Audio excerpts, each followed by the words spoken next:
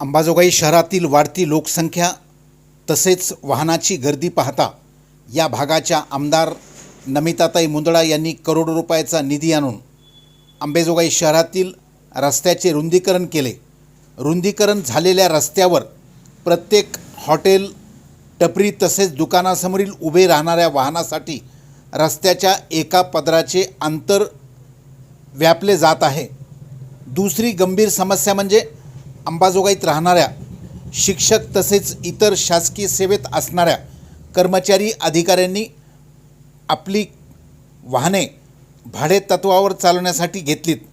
ती वाहने घेऊन चालक एकतर नगरपरिषद कार्यालयासमोर मुख्य रस्त्यासमोर नाहीतर मोदींच्या व जगतकर यांच्या इमारतीसमोर रस्त्याच्या दोन्ही बाजूने उभी करतात।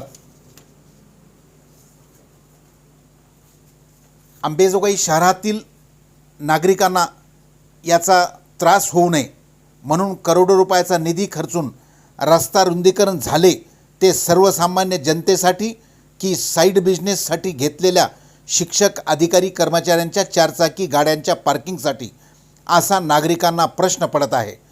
शहरातील गर्दीतून मोठी वाहने येताना जाताना रस्त्यावरील वाहतूक खोळंबू नये म्हणून जड वाहनासाठी स्वतंत्र शहराबाहेरून रिंग रोडला राष्ट्रीय महामार्गात रूपांतर करण्यात आले।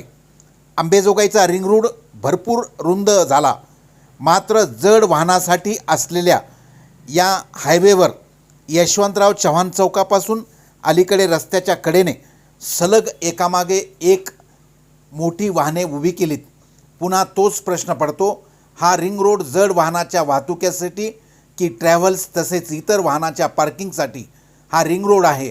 अर्थात शहरातील तसेच रिंग रोड वाहनाची पार्किंग होऊ द्यायची नसेल तर ही जबाबदारी एकतर RTOची दुसरे पोलीस खात्याची असताना ते मुखदर्शक बनले आहेत।